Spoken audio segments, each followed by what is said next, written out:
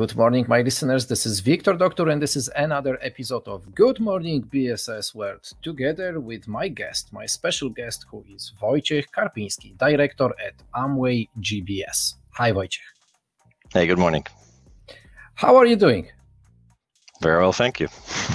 And in these pandemic times, in the office or remotely? Remotely. We do have an office open for special needs, if I can say so, and all the necessary procedures to keep it safe. If you really have a business need or particular private need as well to use the office, then you can.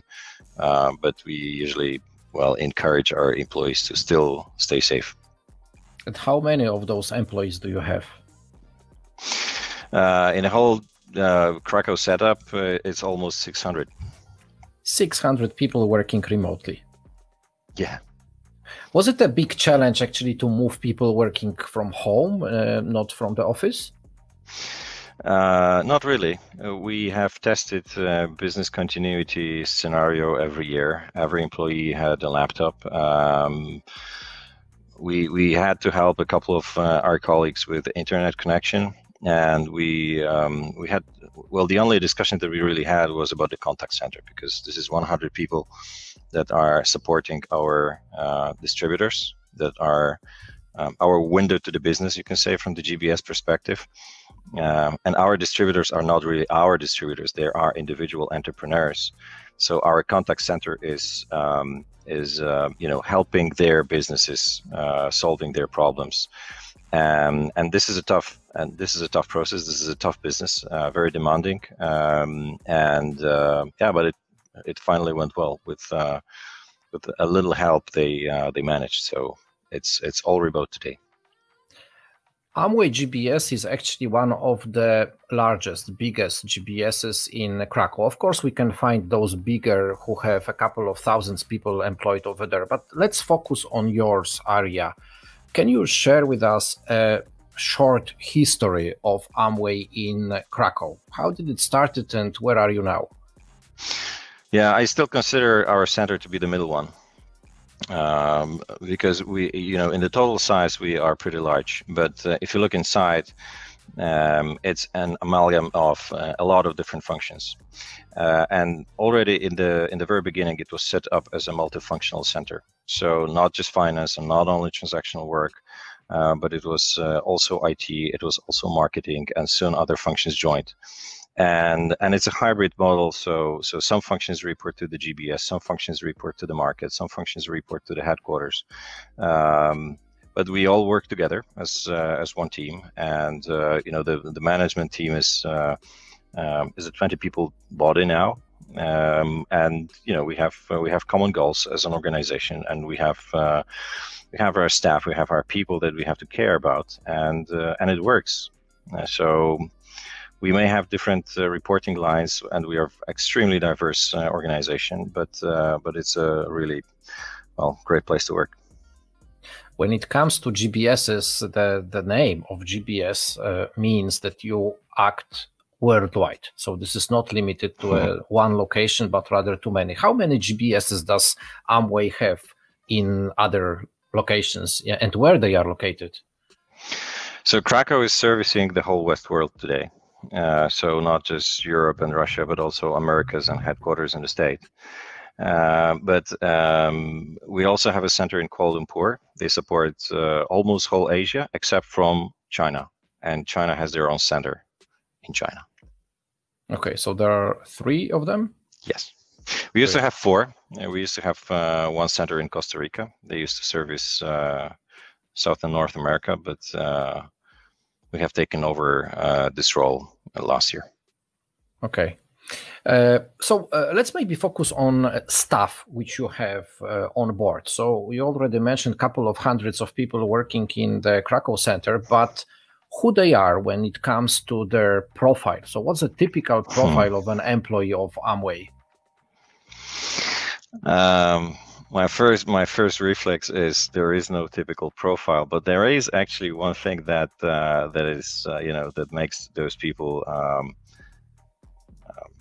similar to each other. I mean, Amway employees are generally nice people, and it may sound ridiculous, but part of how we recruit is by the specialty of the domain that you represent, that you want to work with at. But we look at the attitude of people a lot. So this is why people really like working here, is that you always find a friendly face and a helpful hand, and it's tough when we're working from home, but in the office, people just love to come back here. There is no typical profile because there's hardly any transactional work anymore. And if you look at the pie chart of departments, it's a pretty scattered picture. So you look for a completely different profile of person to work for the digital team, for IT team, for marketing support, for sales support, for finance or accounting. And even within finance as a domain, we have specialists that do treasury or controllership or FP&A, what have you. And in hire to retire, so HR broadly, we do it as a service for Amway as well. I mean, it's a completely different profile of person who does the payroll and the one that does the hiring as a service for Amway. So a lot of different specialties in one place. Krakow is considered to be the most multinational, multilingual city in Poland. Does it also reflect the type, the people who are employees of Amway? How many different nationalities do you have on board? I lost track, close to 30, I think. But if you want statistics, 1/3 of our employees come from abroad. 2/3 are Polish. And the two biggest nationalities out of those foreigners are Ukrainians and Costa Ricans. Costa Ricans? So, yeah. Well, we closed the center in Costa Rica, and those employees were offered an opportunity to come and work here for Amway. So 40 of them came from Costa Rica, and they are now employed by Krakow. Jesus, it must they be physically came here. Yeah, I had a discussion with 3 team leaders from Costa Rica today, and it's funny because they find our weather today so nice after the whole winter, but they were laughing between themselves that in Costa Rica that would be horrible cold weather. Although the season that starts over there is a rainy season now, so it's really hot in the morning, but it's a rain that we cannot even imagine here in Europe in the afternoon. And they say, yeah, it's better here. So they got used to the weather over here, I think, most of them, at least, I hope. This is crazy. Usually those are Polish people who are traveling to Costa Rica for some holidays, and it looks now that Costa Ricans are coming to Poland to work. Yeah. I was expecting actually that you have some people like from Czechia, like from Germany, or maybe from Spain, but Costa Rica. We do, yeah, of course. But these are single individuals, from the whole Europe. But Costa Rican community is one of the 2 largest ones. Yeah. Okay, let's go deeper, let's say, to your processes. You already mentioned some names of them, but what are the main processes which are being run in your center? Well, it depends what you consider the most important ones or the core ones. I think the largest ones in terms of the volume are finance, but they are not even half. And if you think finance, in shared service environment, you usually think accounts payable, accounts receivable, and R2R. But we have outsourced accounts payable, so it's not it's not in our shared service center anymore. We have accounts receivable operations, which is critical in our business because we pay to our distributors. Again, not our, but Amway individual entrepreneurs, distributors. So this is an important part from the business perspective, and R2R. But we have. Well, here's the thing: we don't have finance anymore in all the other locations. So there's no finance in countries in Europe. We're not there yet in Americas and in other regions, but in Europe, we are in a pretty mature model where everything happens in here, including statutory financial statements and tax compliance and all the other compliance reporting. We do it with some external support, but you know, we have transformed the whole organization in a way that we can operate everything from one location, and that's one piece of the thing. And the other is there are so-called centers of excellence located here, which means that these are parts of centrally managed functions that typically sit in the headquarters of a corporate or somewhere in the market.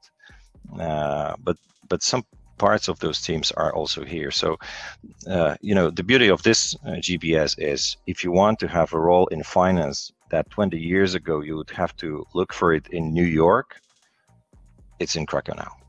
I mean, there is hardly any finance job that you cannot find in the city today.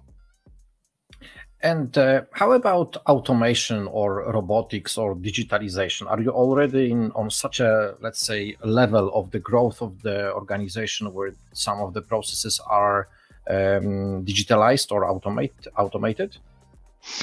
We're probably not a benchmark here. So when we thought about how to invest in our efficiency 3-4 years ago, we choose continuous improvement, the lean continuous improvement version, rather than robotics. We did have an attempt. It costed us twice more than we assumed, and the results were half smaller than we assumed.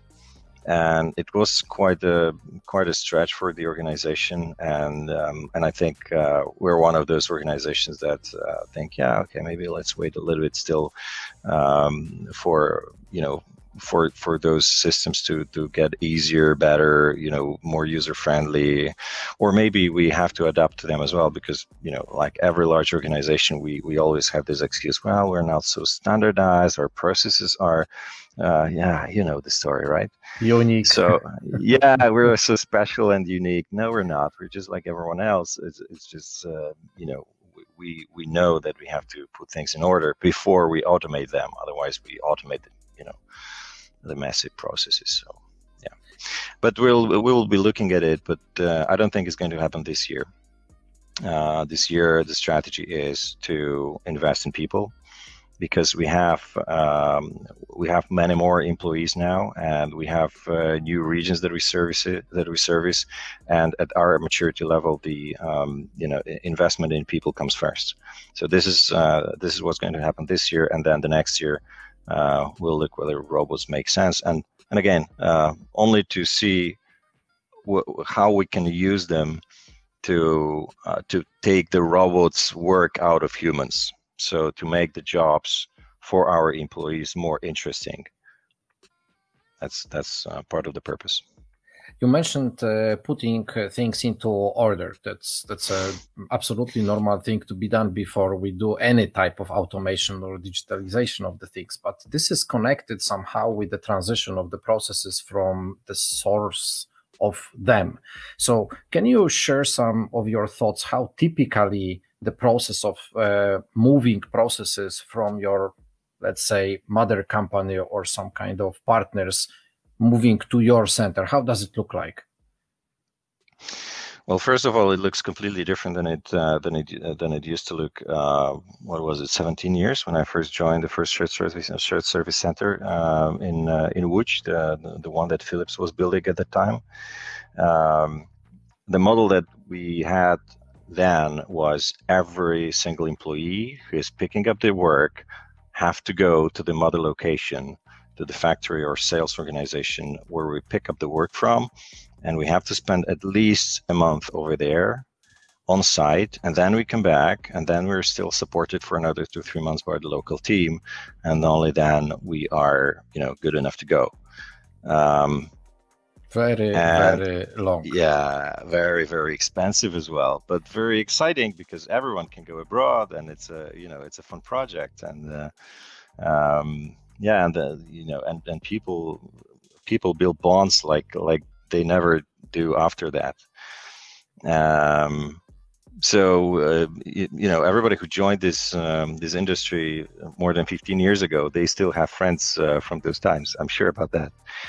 But today everything is remote, so we're doing transitions, and well, in the middle of some transitions, the pandemic lockdown happened, and then the first question, what now? Well, nothing. We just do everything remote, like we do for the last 2 or 3 years. And it's, to some extent, it's driven by the BPO who want to do it faster and cheaper. But GBSs are doing exactly the same. Okay. Wojciech, let's maybe now step out of your company and let's take a look in general on the SSCs and GBSs. How, from your perspective, this whole industry, which we are in since 25 years now in Poland, more or less, how did it change in this time frame? It's a quarter of a century now when we are growing shared services in this part of Europe. In the world, of course, this is it has much longer history. But from your perspective, you are present in this industry for years now, with already presence in a few different centers, in few different locations. How is your feeling? How do you feel this industry has changed inside, and how did it change the market itself? That's a good question. For a long dinner. Look, it's we expected a revolution on certain steps of maturity of this industry, and you know it like no one else that we were. I mean, all the conferences were talking about digital disruptions 5 years ago or so, for 5 consecutive years. There's a digital disruption. What is it going to do? Well, because what? There is no disruption and there is no revolution. But there's a very quick evolution. So the fun fact, when you talk to your, to the industry, everybody will say the same. Yeah, of course, it's one constant is that it's always change and so on. That is really true. I mean, one transformation is not fully concluded while the new starts. And this is what's actually exciting about this industry. We actually help businesses transform from what they used to be 15, 20 years ago. I'm not sure if I can put it in a simple words, but we used to operate as heavy kingdoms. I mean, the large corporates where every function have to sit on site in the location. It's like running hundreds of small companies if you are one corporate. Now functions are specializing, and we are trying to specialize all the back office functions, but we also support the front offices. Like in a mature center like Amway runs today, we are actually helping the European market deal with payment methods for our distributors, whether we should connect Google Pay and Apple Pay, or maybe something else to our website front page and so on. So we're far behind transactional work, and God bless for that.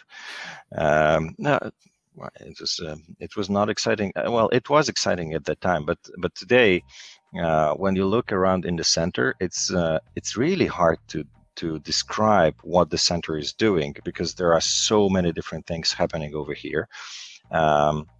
But this is like it's like an engine room for the whole company. Sales is somewhere else. They have to be at the field, but they just don't want to be bothered with anything else than sales. And that's what probably can be another definition of what we do in GBS.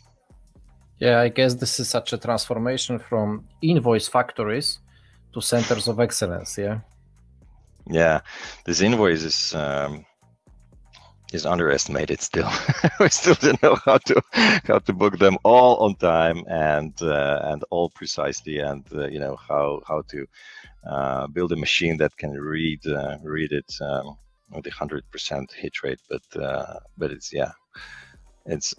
most of the cases gone. Okay, so we have touched a little bit the bigger picture of the industry. Let's focus on your role as a head of the of such a GBS center. How did it evolve in the last years? On your example, how do you think you have changed in the role of a leader of a GBS center? Is this the same type of work you had like 5 years ago, or it's a little bit different? Look, centers have different way of setting up their centers. So when I was hired at Amway, my role was more of an administration center head. But since I like finance operations, and this is what I did for many years, I have both hats now. So I run the center and I head up the finance operations, and you know, some portion is facility administration, but this is well handled by the team. I would rather say with this very diverse set of teams that you run, an important part of my job, not explicitly written in my job description, is to keep this as one organism. And how do you make that this is perceived as one place, and how do you make it perceived as one best place to work, and how do you ensure that employee experience is the same across the whole place? Although, you know, we may have different types of contracts. Colleagues in the contact center have different kind of, you know, work. They not always can afford things that, you know, other teams can, and so on and so on. So obviously, each and every center has HR function, but I would say center head's role is well, obviously to take care of, you know, performance and the stakeholders and everything else. But I would say my primary role is yeah, keep it best for people. Krakow is considered to be the capital of GBSs in Poland, actually in this part of Europe. Yeah. What's the biggest challenge of running a GBS in Krakow? There is no challenge. It's just pure, no, it's just pure pleasure. Because the town makes it for you, and it's a beautiful town. It's so easy to attract people from all over the world to come here and work for you. Well, okay, you have to run a nice business, and you know, your reputation has to be you know, solid. But you don't have a challenge that, you know, how do I recruit people that speak this or that language? You can do it in a quick, pretty quickly usually, and you know, seriously, this is the reason why corporates set up a center over here still. Although 10 years ago, guys like me sitting in Łódź at the time, I was saying, well, Krakow is so much overheated, there's too many companies over here, you'll have difficulties to hire new ones. Not true. We're still hiring successfully. Our rotation of employees is low. Well, what else? But I can tell you that you are right with this reputation of the city. The Krakow, besides Warsaw, are two cities. Wherever in the world you will mention Poland, people say Krakow, Warsaw. Yeah, it's sometimes hard to recall the other names of Polish cities or Polish towns, but those two are always in the minds of either tourism or either business perspectives. So it's a good brand for the city. It is, yeah, it is a phenomenal brand. And look, everybody in Europe knows someone who has been in Krakow, or they have been in Krakow themselves, mostly for, you know, touristic reasons. That's okay, but they have seen that you know, it's a civilized place. Those 17 years ago, I would be surprised if you would say that Krakow is not civilized place. Look, when we did first transitions from the Western European countries, people were really hesitant to come to Poland, and especially to my hometown, to Łódź, for the post-transition support. They were just worried whether it's safe here. You know, what level of you know, of safety and hygiene and everything they will find here. And then they came and was like, wow, this is almost the same. Krakow doesn't have that hesitation. I mean, you say Krakow when you are in Paris or in London, guys say, when do I come? So it's really easy. Even with a direct flight? Yes. Yeah, and with a nice airport, yeah. This is one of those cities which is connected to every, let's say, important international airport worldwide, yeah? And it is probably to some extent because of tourism, but I would even say more because of our business. Because tourism was here before, but this new airport with all the connections is here just for the last couple of years, and you can really get easily from here to any other destination. Yeah. Okay, Wojciech, we are going to the end of our chat, but I have two final questions. One of them is business, the other one is private. Which one would you like the first? Business. Business one. Okay, let's assume you are looking for new employees to join your center. Who or what is the profile of skills you are now looking for in the person who would be your future employee? The skill set depends on the role that we're looking for. So there's a whole diversity in here. But on top of the skills, I'm looking at an attitude. You have to live by your values. You have to know what you want, and you have to be a person that wants to help the others, and you have to be open for challenges and for rapid changes in the environment around you, and you have to smile and and be open to other people. So everything that you understand as an attitude, a positive attitude that you can check during 1 hour interview, that is a second element next to skills. Skills you can learn, language you just have to have it. Look at the attitude. So English is a must. Obviously, yes. Okay, I already met some GBSs where they said that this is a natural language is Polish and English, or rather English, and all the others are the foreign languages. So absolutely. Okay. Yeah. So, yeah. Polish is a foreign language, and look, this is really important here because our English is not as great as we would like it to be. So I think if we're talking to colleagues that are looking for a job in this industry, Polish or English. Yeah, Polish or English. That sounds really nice. Okay, the last but not least, the private question. I am very actually interested in this. What is kept in the heads of people who are keeping this kind of positions like you do. So you are heading a big company, worldwide company, big name. I'm more than sure that you are being inspired by a lot of either people or books or some other business initiatives. What is the book which you would recommend to people on your position, in your role? Oh man, for people at my role, in my position? Yeah.